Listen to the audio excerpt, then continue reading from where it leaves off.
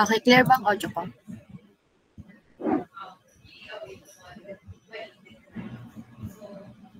Yes po, ma'am. Yes po, ma'am.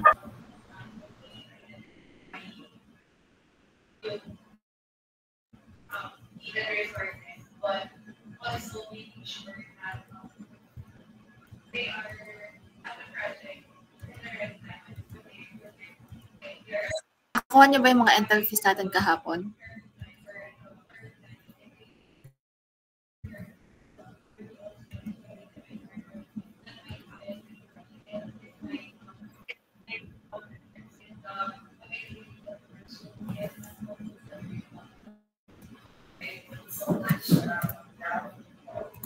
Okay, share ko lang screen.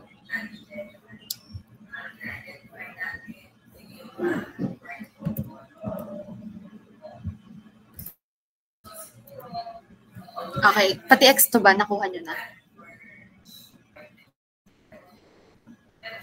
Nakuha niyo na din ba pati X2? So, X2 is the, yan, yung X sub 1 dyan. Ay, etong, at state point 2 is the dryness fraction at state point 2. Nakuha niyo din ba siya kahapon? Ay, nung pina-assignment ko na lang. Nakuha ba? Pataas naman ako ng kamay kung sino nakakuha ng exam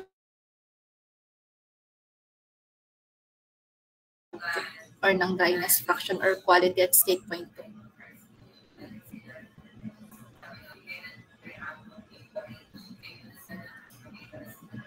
Discuss ba natin to kahapon, yung model 2? Pakinig mo ang aking audio. Ayumi. Dito nga ba si Ayumi? Naman internet. Okay. So about yung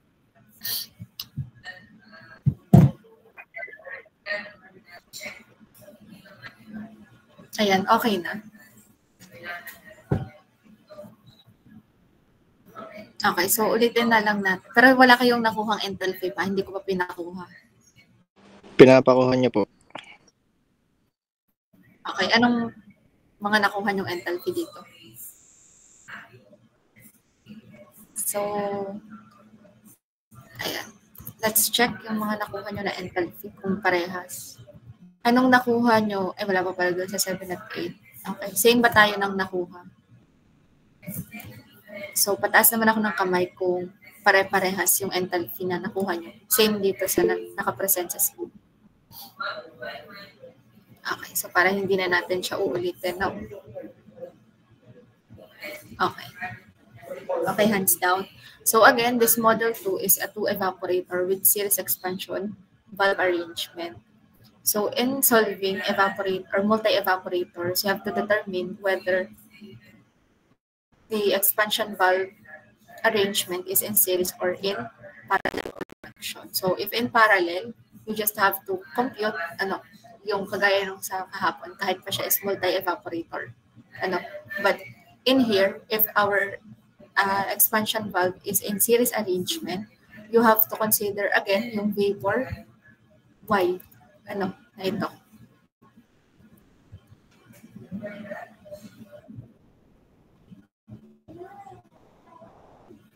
Wait lang. Okay, so for now, kindly compute muna for dryness fraction or quality adds using this equation. Is that clear? Naintindihan ba? So compute for quality at state point 2 based on the enthalpies that you have computed.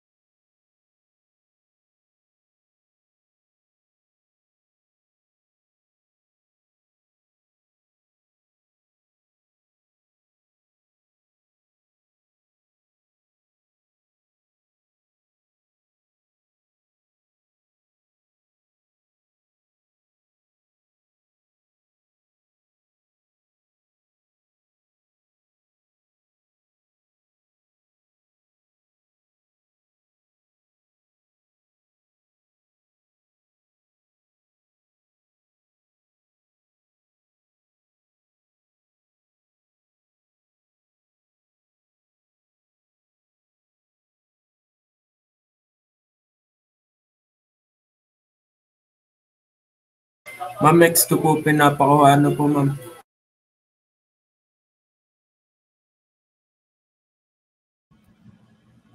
Yung quality at state point po.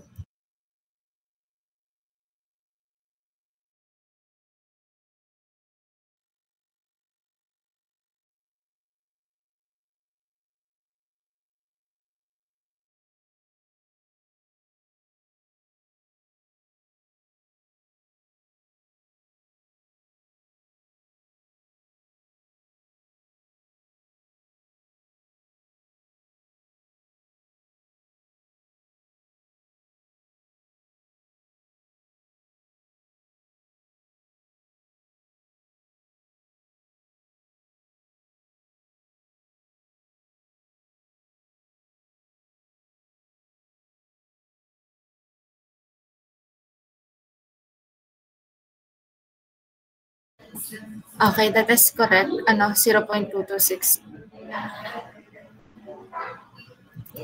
Okay, so kindly compute muna din. So since alam niyo na yung pagkuha ng x2, so makukuha niyo na yung y. Saan ba nanggaling tong formula natin? So take note, derived equation lang. Based on proportion.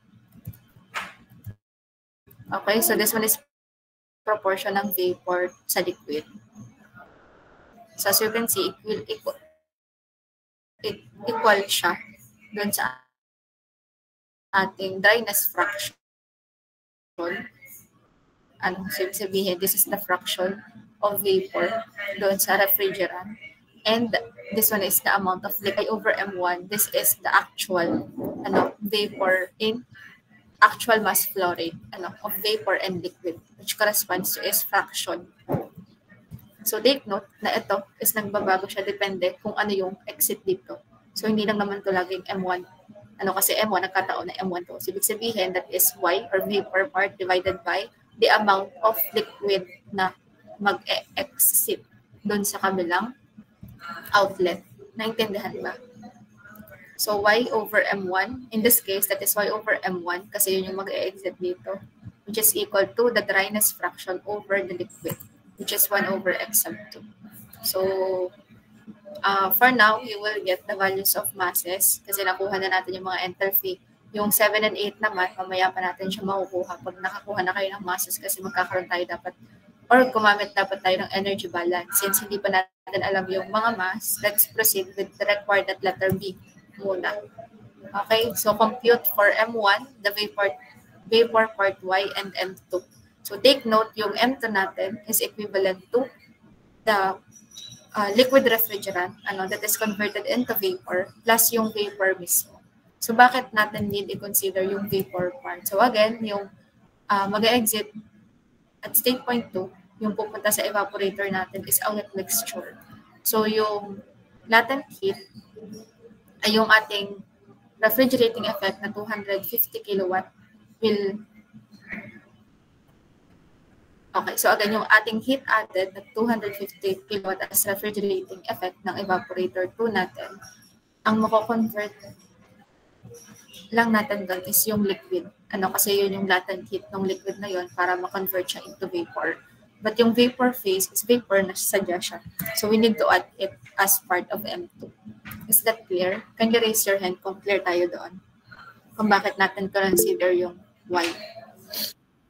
Okay, so I'll give you 10 minutes to solve for letter B. And, ayan, doon muna. Letter B muna. Isa-isahin natin siya. So again, I'll give you 10 minutes. We'll discuss at exactly 10:30. Okay?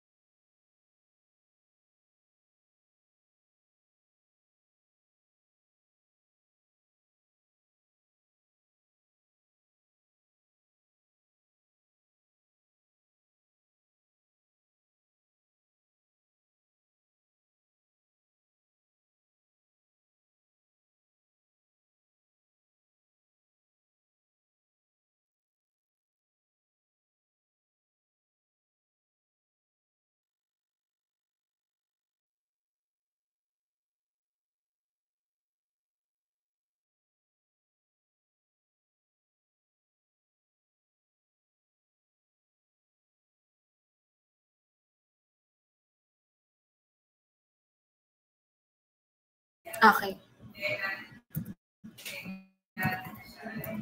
Tapos na ba? Na-compute na ba ninyo yung M1, Y, at M2? Taas naman ako ng kamay dun sa nakatapos.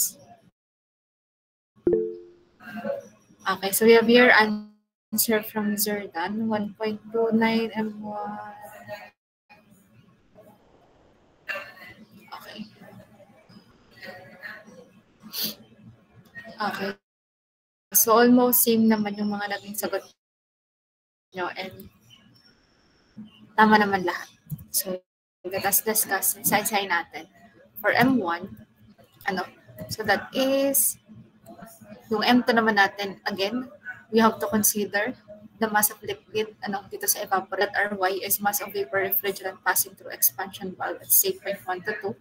So proportion of vapor to liquid refrigerant will be ito yun. So take note again na ito is yung Y, yung wet mixture, and then ito over yung liquid.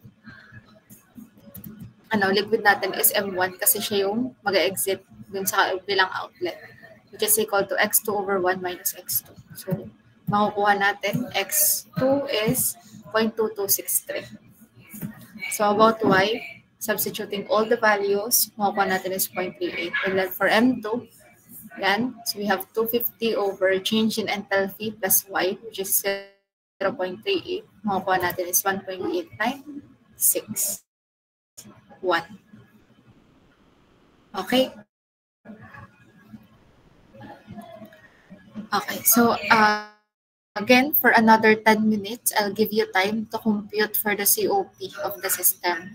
So since our COP is, or yung refrigerating effect natin for both evaporator is already given dun sa ating system diagram. So we'll be computing the work of the compressor. Iisa naman siya.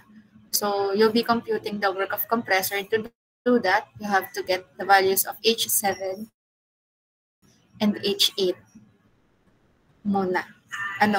So compute for the value of H7. So take note that walang ibang property na pwede kayong makuha for state 0.7. So ang pwede lang is yung pressure at the evaporator at negative 14 degrees Celsius. So there are no other properties na pwedeng gamitin. So you'll be using energy balance at junction dito. Okay. So pakuha ako ng H7. And paano natin kukunin yung H8? So ibig sabihin, pag nakahanap na kayo or pag na H7 lies, or yung state 0.7 lies, kukunin mo din yung end compression. So from that, makukuha mo na state 0.8 using the same at clear. Kindly raise your hand if it's clear. Hello?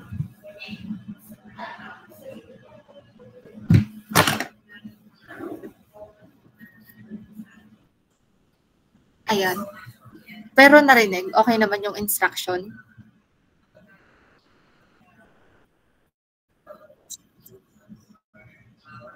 H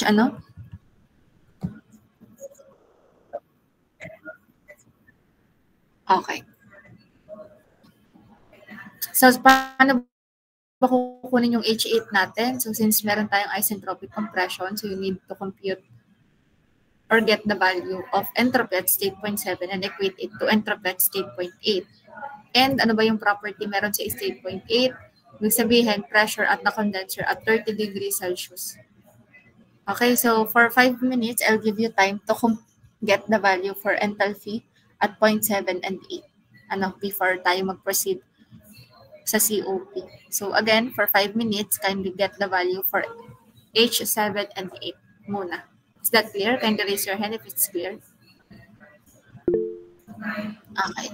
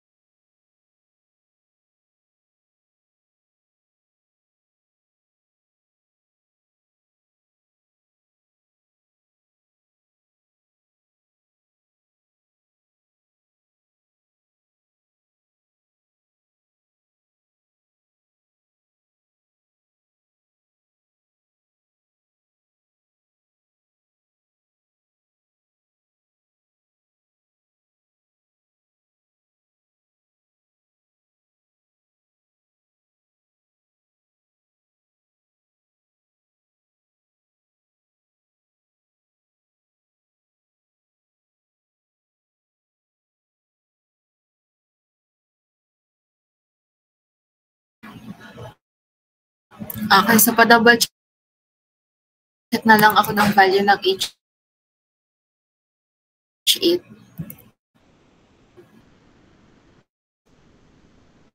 Pero malapit naman yun, kaso hindi siya pasok doon sa tolerance. Sagot?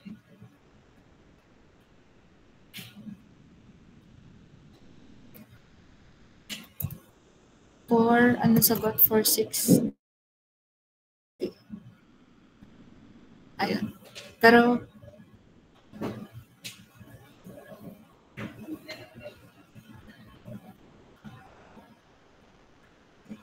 ayun. So, for H7, you can use yung for COP. So, again, for H8, clear ba? Kasama ako ng kamay. So, so COP, so meaning kukunin nyo muna yung work of compressor and then given naman yung refrigerating capacity. So, kukompute nyo muna yung COP. Ano po ang value ng H8?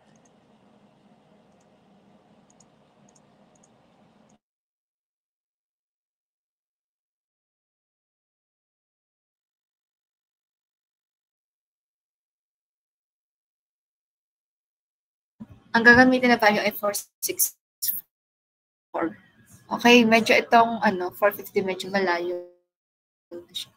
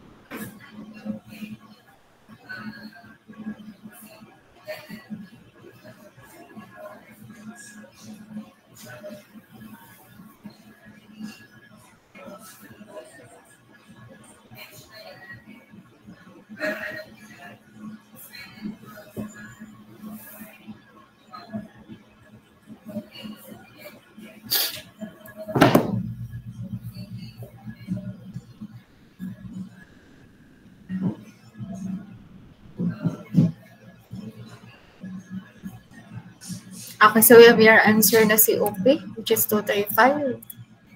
2.35. 2.35.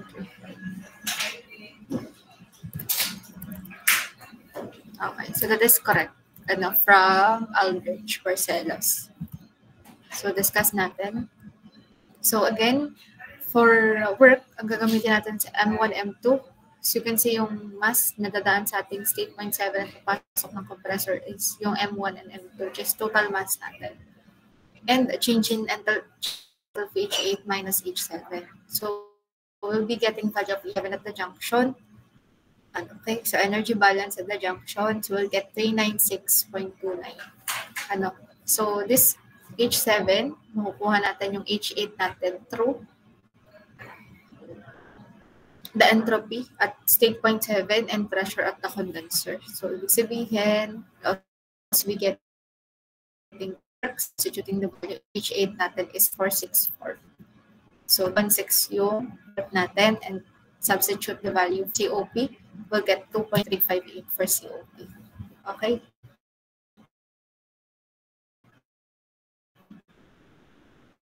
take note, you have to distinguish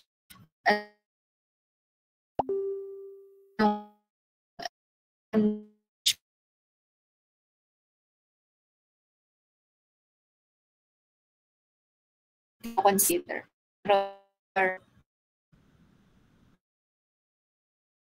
We have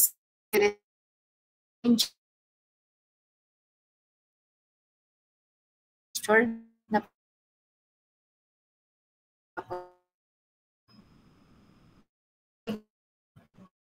our energies are nagbago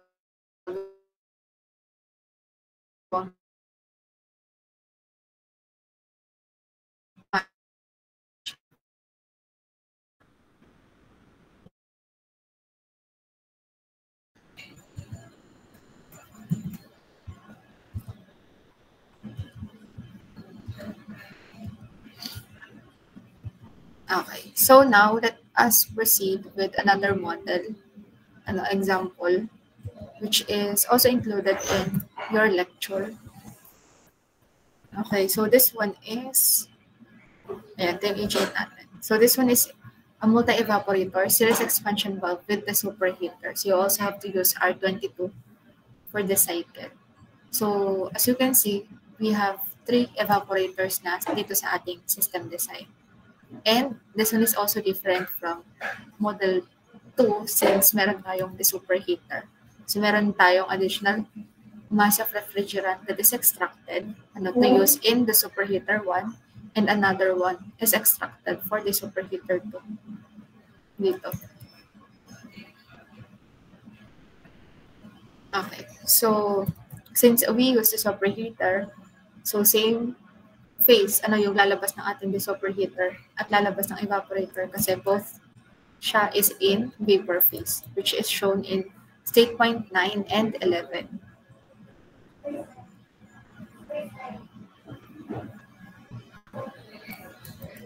Okay?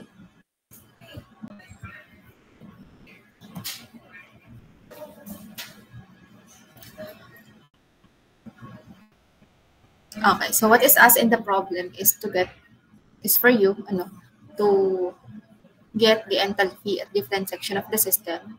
You will also have to determine the mass flow rate and the vapor part. So vapor part. So take note na itong Y and Y1 is only the vapor part lang. So hindi yan yung mismong mass na dumadaan sa, or hindi yan yung mismong mass na extract. So yung Y is only vapor part pa lang. And then you will also be getting the work and the total work and COP of the system.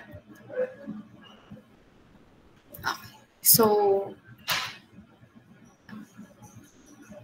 ayan. So before we analyze the mass balance, or mass that is going in and out of each of the component, so try to get all of the enthalpies muna based on this system diagram and pH diagram. Is that clear?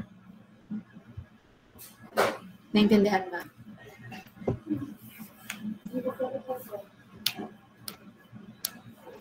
Pataas naman ako ng kamay kung clear tayo doon. Ayan. So I'll give you 10 minutes to get all of the enthalpies at different section of the system. So we have 12.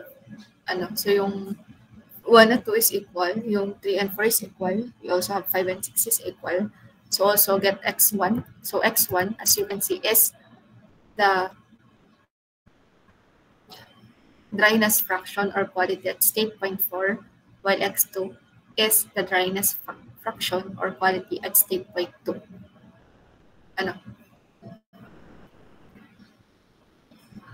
Okay, so yun yung ginamit natin na label for quality para align siya dito sa Y1 at saka Y2 na nandoon sa ating system diagram.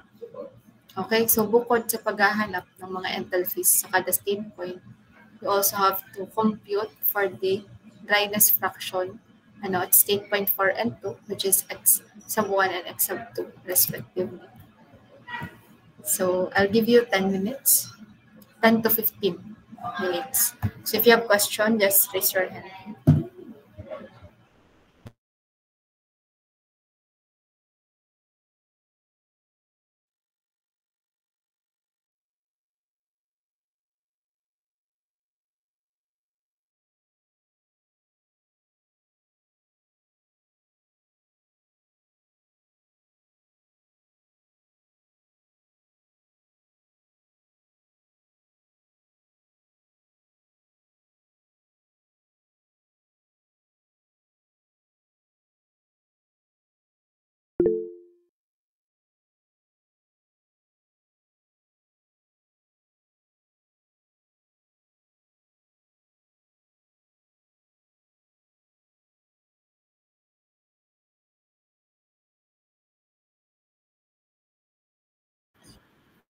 Yes.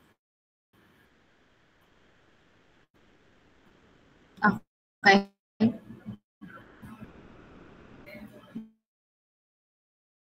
Model?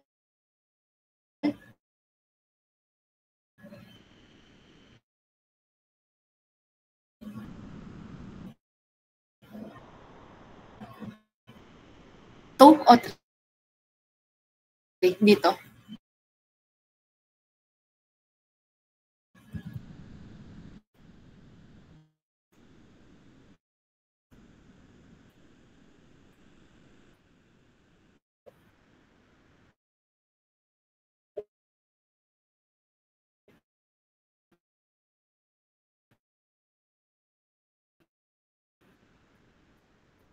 Okay. Balikan lang natin. Screenshot na lang nung iba muna. Ano, kung kayo are clear na. Okay, balikan natin yon. Pero for now, screenshot muna nung iba kasi ililipat ko tong screen. Okay. Ito. Ito nga. Ito. Anong, kasi KL. Oo. Hindi ito. Ayan, cellphone.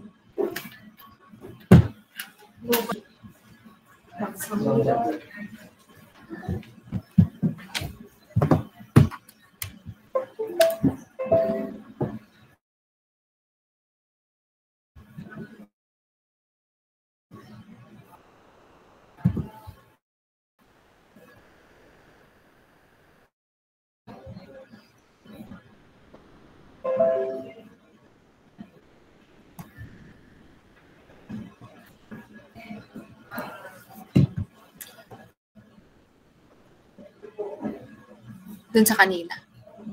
Wait, wala kasi ako itong ano. Bubukas ako ng PPT. Na may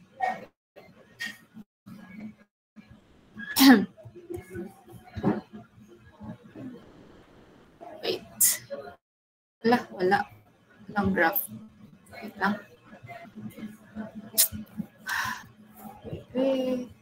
Ito pala. Let's check.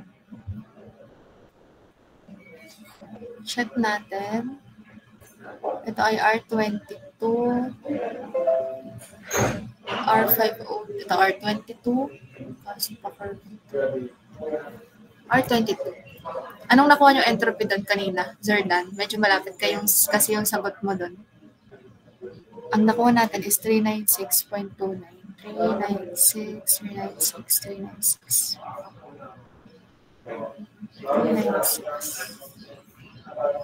Okay.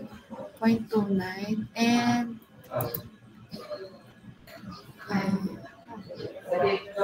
anong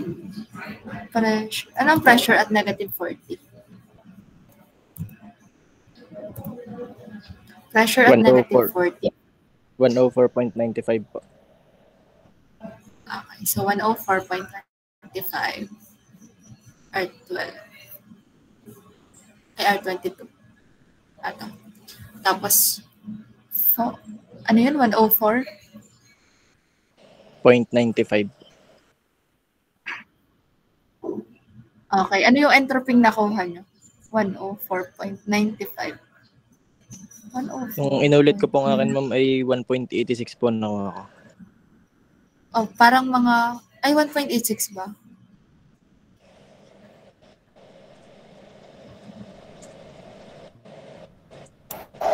Ganun din po akin. Wait. 496. Ito. 104. Yung kada ano nung sa interval is 120 yung kasunod. Since 104, so para nasa ika-apat siya ng interval. So, para nasa mga 186, 187. Di ba 1.87? 1.875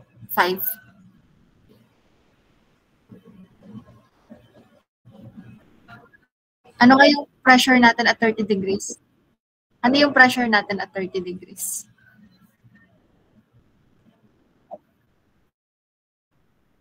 $119.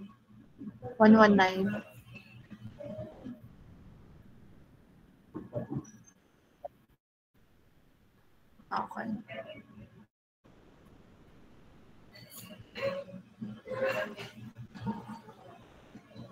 Ay, mali pala ako ng tingin.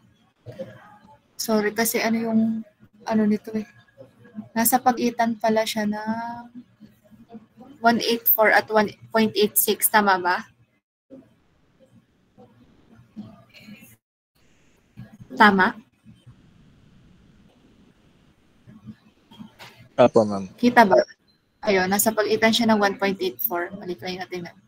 1.84 at 1.86. Tapos pressure natin is almost as same. So para sa gitna siya, 1.85 almost. Tapos 1.991. Ayun, tama naman siya. 4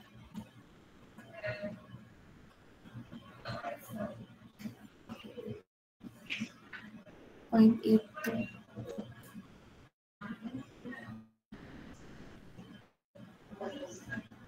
Naduduling ako. Wait lang.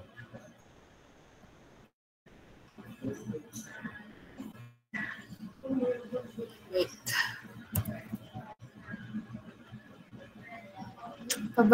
Pa-curve kasi itong ginagamit.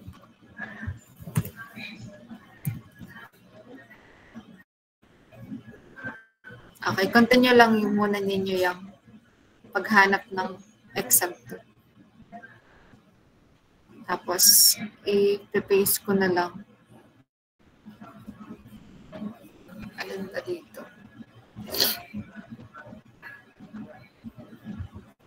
Folder. Then, alin ba? Itong kay Santa Maria. Nasaan ba yun?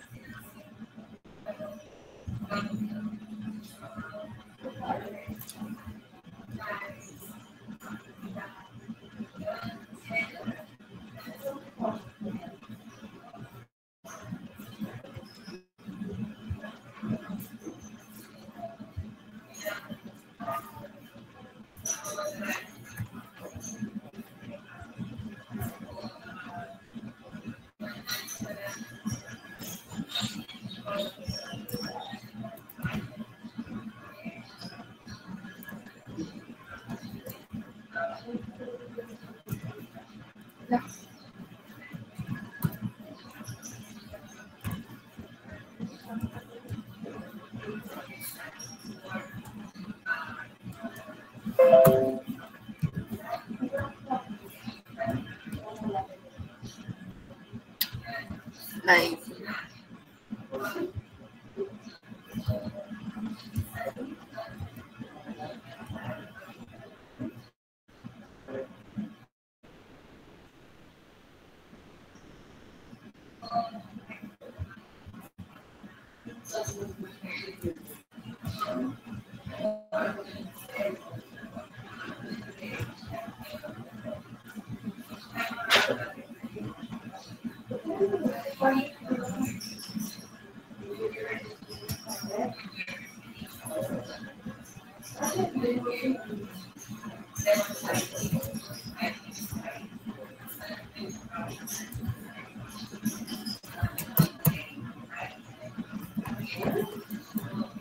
Okay, so again, ano nga yung ano? Pressure at 40, 104. Tama ba?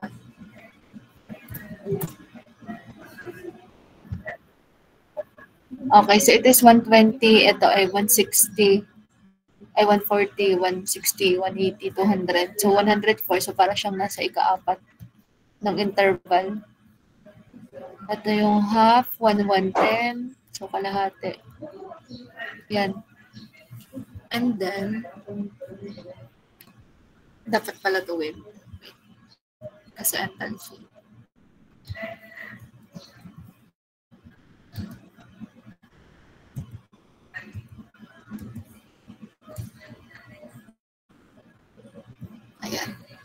So, enthalpy natin ay ano enthalpy natin? 496. Ano nga? 396. Yung sa ano? Ano? 396 po. Okay. 396. So, ibig sabihin, nandito siya. Wala ko pala siya. Ito po. 396. Ano bang sakto? 396.29. So, 396. Ito siya. Ano? So, divide nyo lang siya sa 5 kasi by 5 to 390, 395, so 396. Ayan. Almost. Andi dito siya sa, nasa, ikaw 1/3 siya. Tama. 184 and 186 nga siya. Nasa gitna ng 184 at 186. So, lagay natin to.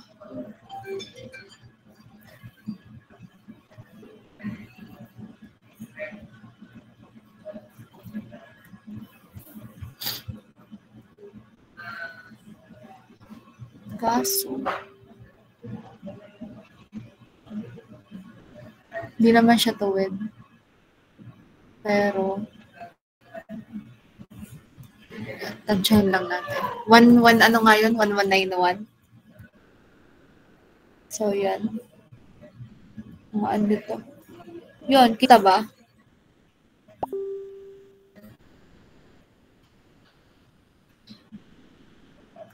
Nasa mga 460 pala siya. Tama. Ito kasi konti lang yung pag-itan nun sa S, entropy. Entropy niya is 1.85.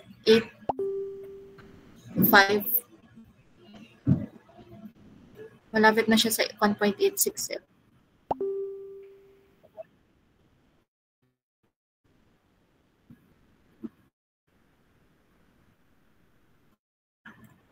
Ano yon? Again?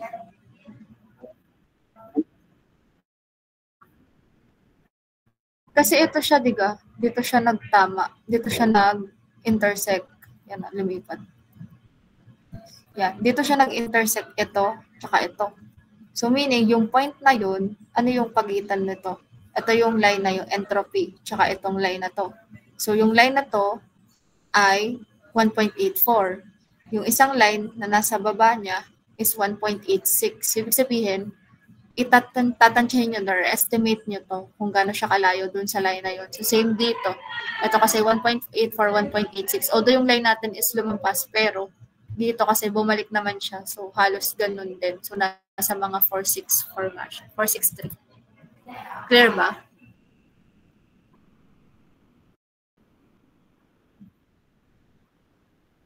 Pwede naman, oo, pwede siyang hindi kuhanin.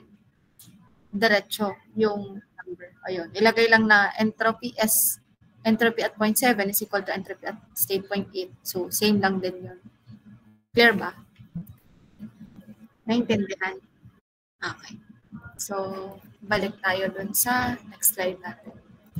Okay. Nakuha ba yung mga enthalpies? Okay. So,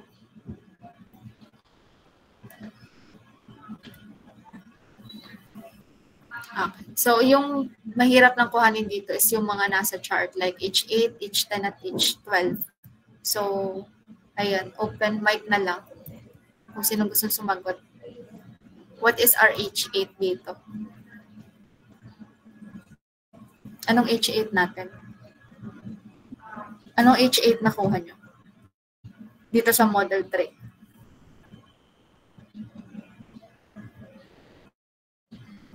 For 17.459459 po. Ano yun?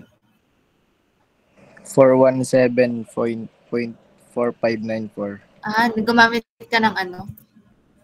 Kasi R12 sorry. dito, gumamit ka yung superheated. Okay. Again, ano ang value? 417. For H8. So, 417 point ano? 4594529 po. So, how about H10? Nandyan pa lang po. Okay. So, Dun sa iba. Dun sa chart ang ginamit. Parang 418, pero that's okay kasi malapit. So, it's maalin, it's either yung table for superheated ang gamitin or kaya naman yung chart ang gamitin. Pero dito sa ating calculation, ang ginamit natin is chart, which is 418 yung nakuha. Again, mas okay yung at least sakto. So, yun, aralin lang ulit or review yung interpolation. Kasi based from the table that I gave you, yung R22 lang yung may superheated na table. Okay. So about H10, anyone? Anyone? H10?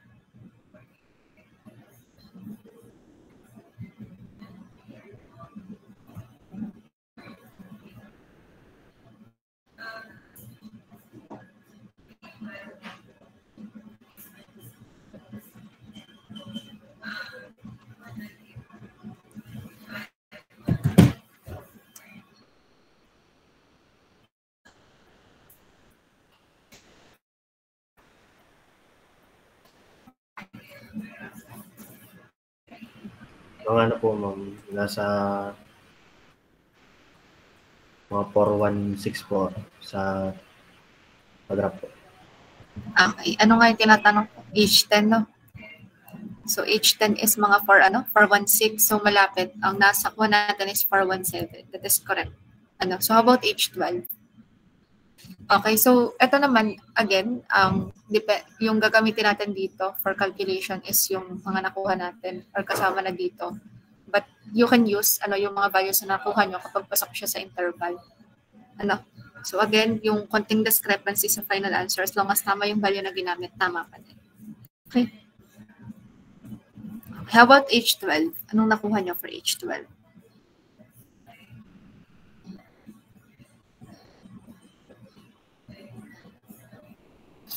Okay, so for H12, so that is S, or entropy at state point 11, or SG, at state point 11, equal siya sa entropy at state point 12, and entropy and PSAT naman, or saturation pressure at 30 degrees, or at the condenser pressure.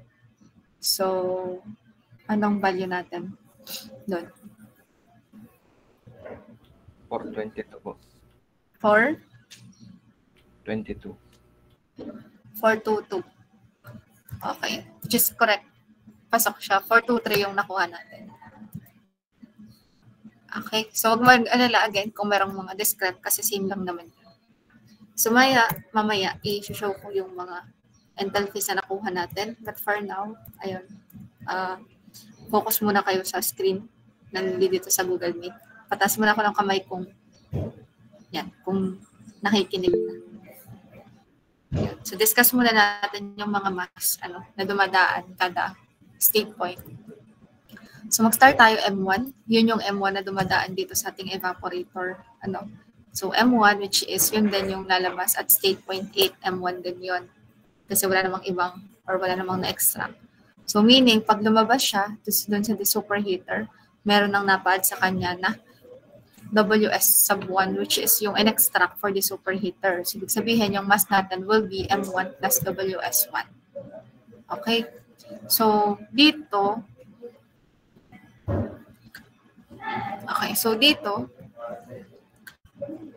sa part na to, yung junction ng 4 at 5, meron din na-extract sa part na to. Itong Y1 na to is only vapor part. Pero yung may extract na mass natin dyan is equivalent sa M2. Okay, ilalat natin siya as M2.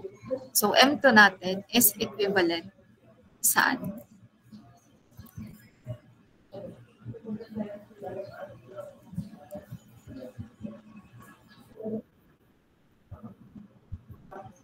Okay, so yung M2 natin is equivalent sa Me2. Take note, yung Me2 natin is yung mako-compute natin na liquid refrigerant from the evaporator plus Y1, yung kagaya ng kinompute natin kanina.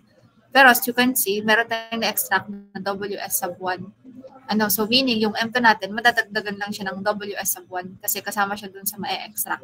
Clear ba tayo doon? Naintindihan? Okay. So for M2 natin, ito yung Me2 natin.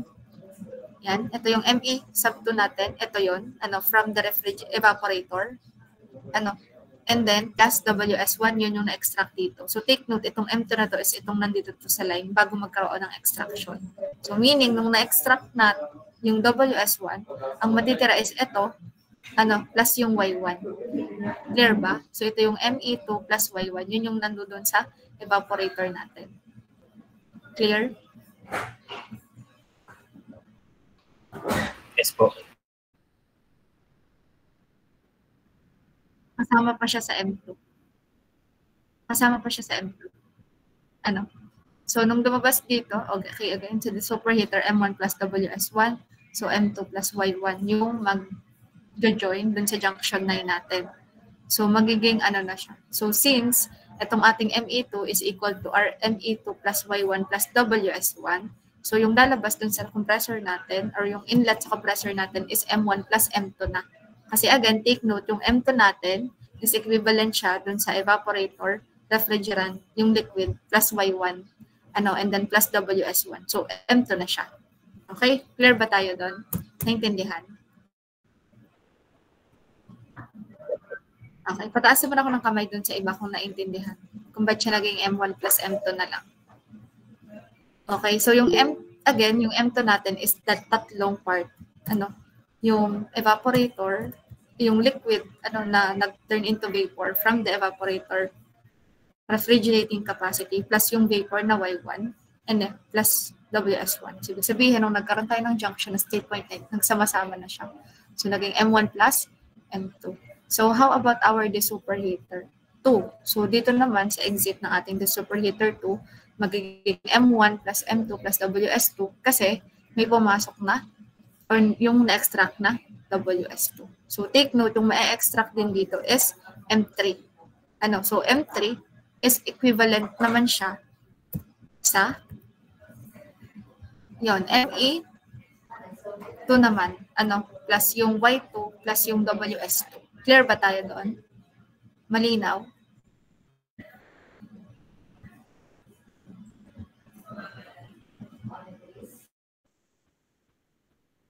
ME3 pala, sorry, ME3. ME3 plus Y2 naman siya. Naintindihan? So ito yung ME3 pala, sorry nga.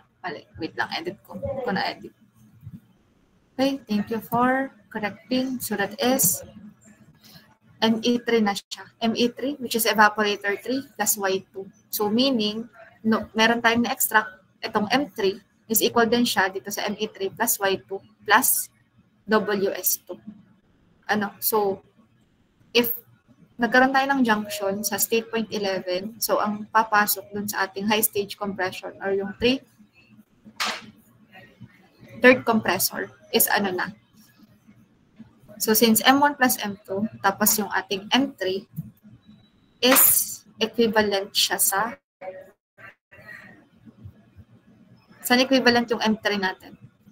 So, yung liquid refrigerant that is turned into vapor from the refrigerating capacity at evaporator 3 plus yung WS, which is yun yung na-extract.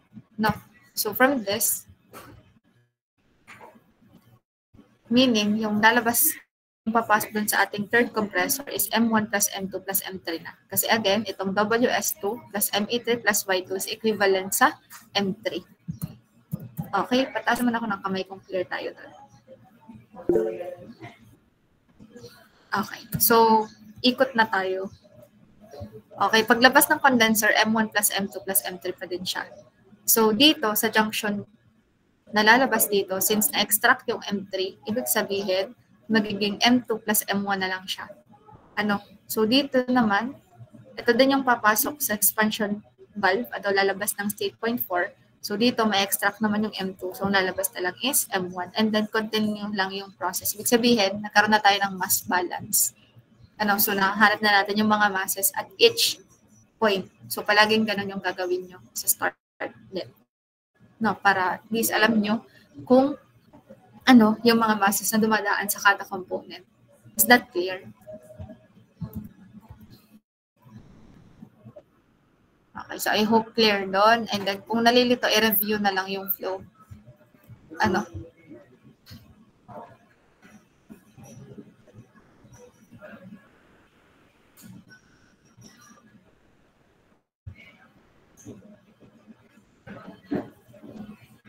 Okay. So, ilagay na lang din natin dito kung ano yung M3 natin. So, take note na yung ating ME2, yun yung mako-compute na mass of refrigerant dun sa ating evaporator. Okay.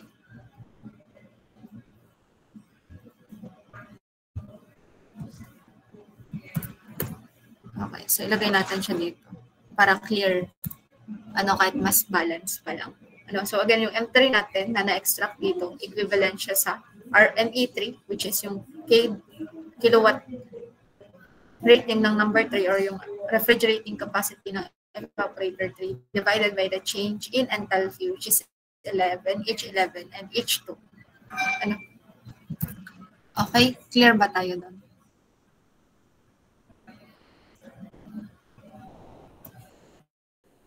Okay, so since you have obtained all the values for enthalpies, pakuha muna ako ng X1 at saka X2. So yung X1 and X2 is the quality at state point 4 and state point 2. Malinaw ba? Naintindihan? Yes po. Okay, pakuha muna ako.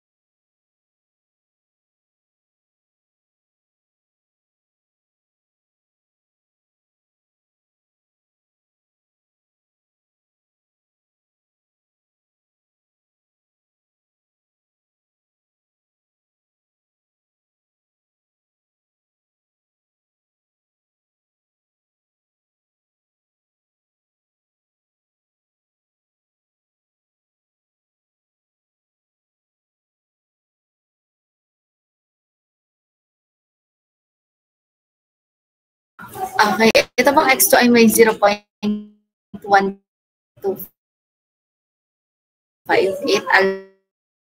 alma.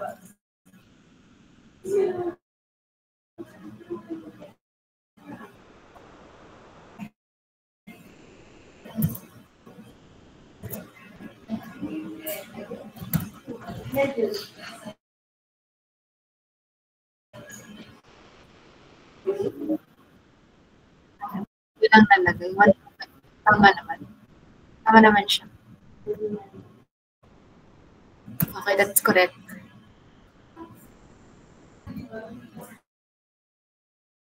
Okay, so clear na ba itong problem na to sa inyo?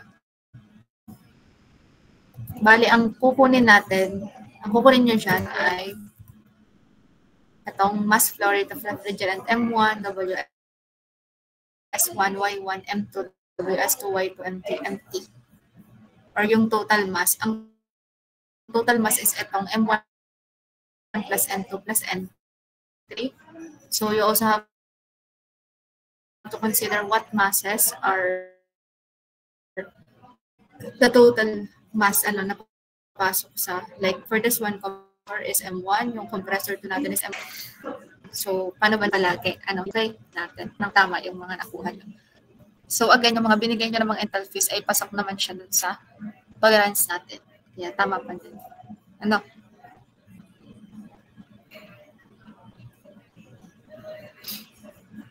Okay, pataas naman ako ng kamay kung same yung nakuha nyo.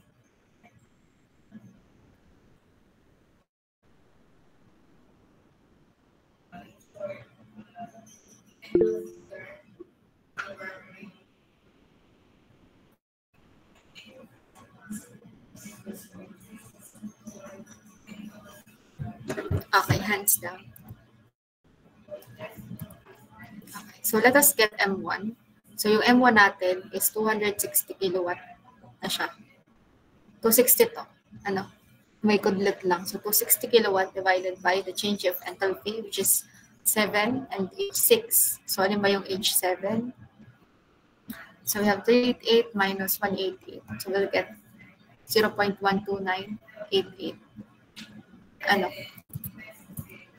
And then, for energy balance at the superheater, number 1. So ito, wala na akong nasama. Or hindi ko na nasama yung mismong component. So make sure na i-include nyo yung schematic diagram ng component kung saan kayo mag-energy balance. So, yeah, let us analyze na lang. So, WS1, ano yung kasama na enthalpy sa WS1?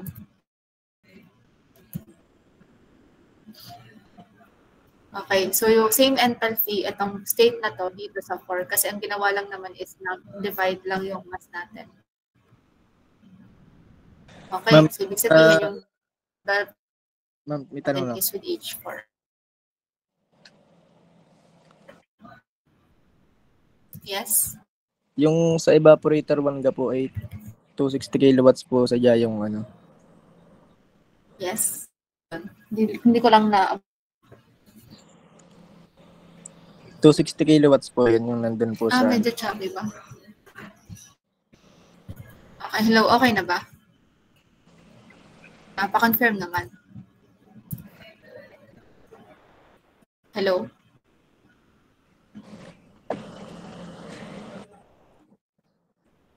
Ano yun?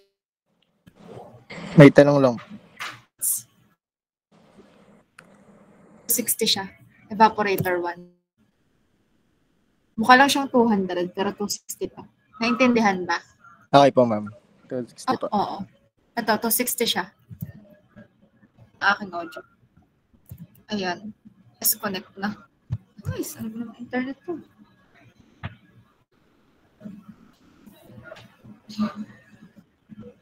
Okay. Medyo na-disconnect lang ako. Hindi ko alam kung pakinig nyo.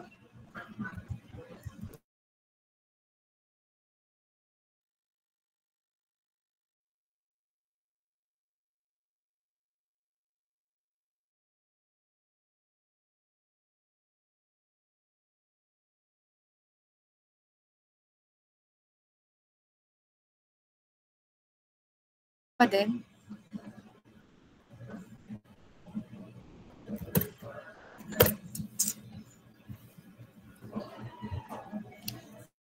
Hello? Pa-confirm naman akong pakinig. Rinig na po, ma'am. Okay. So again, yun yung M1 natin and then energy balance tayo. Ang pag-solve ng ganitong problem, kapag multi-evaporator, series expansion valve, start kayo sa baba, pataas. No? So evaporator, then the superheater. So for the superheater natin, number 1, so WS1H1. Ano ba yan? Sobrang hina kasi ng internet dito sa school. Ayan, okay na. Yan. So again, ang inlet natin is itong H8 at saka itong WS1. No, so we have WS1 times H4 plus M1 times H8. Tapos outlet naman natin is outlet ng the superheater. Ang mass natin is M1 plus WS1, tapos H9. Okay? So, substituting all the values, makukuha natin WS1 as 0.1126 kilogram per second. Okay. So, you can also get Y1. So, paano kukunin yung Y1? Yan. So, Y1. Paano siya kukompute din? Y1. So, Y1 natin is same dun sa kanina na kinuha. So, take note na pwede nyo gamitin yung ating fraction of vapor to liquid. Okay?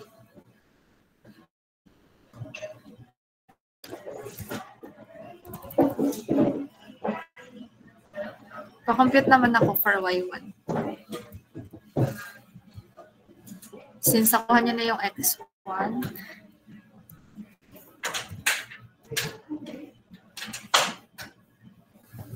okay, so since same process lang naman to. So,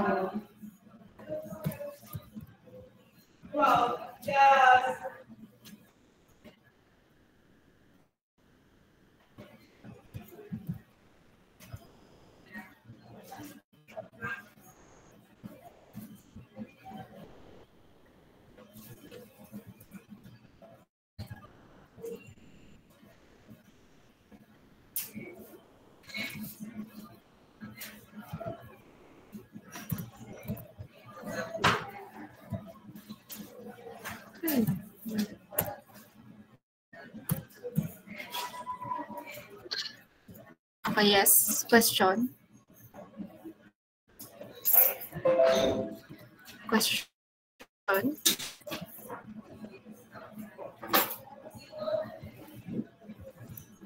May tanong ba? So, ayan. Y1 natin is tama naman yung nakuha nyo. So, for Y1, that is 0.16 na nakuha nyo. 1606, which is correct. So, iiwanan ko na tong problem na to sa inyo and then you'll continue. I-add na lang to sa problem set. So, this will be problem set number 1.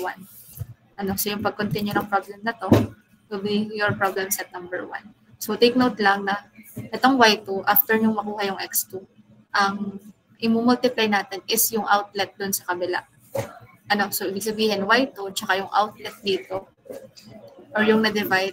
So, ito yung M2, M1, kaya yun naka-multiply dun. M2, M1 times X sub 2 over 1 minus X sub 2. Okay? Clear ba tayo dun? Naintindihan?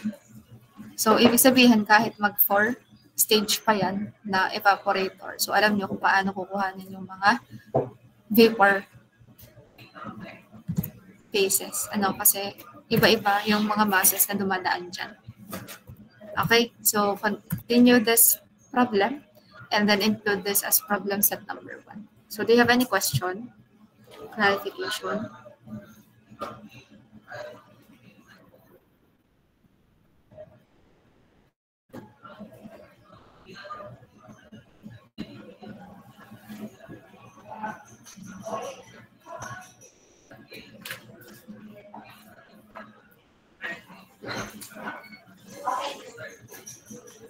Okay, so if wala na kayong tanong, ayun, ang final instruction natin, this model 3 will be included in your problem set. So, bali, I will only add 2 problems. It will be submitted on Saturday. Same dun sa problem set number 1 last week. So, if wala nang tanong, goodbye class. Again, see you next week. Face-to-face. Ay, face-to-face. Online din pala tayo next week. Goodbye class.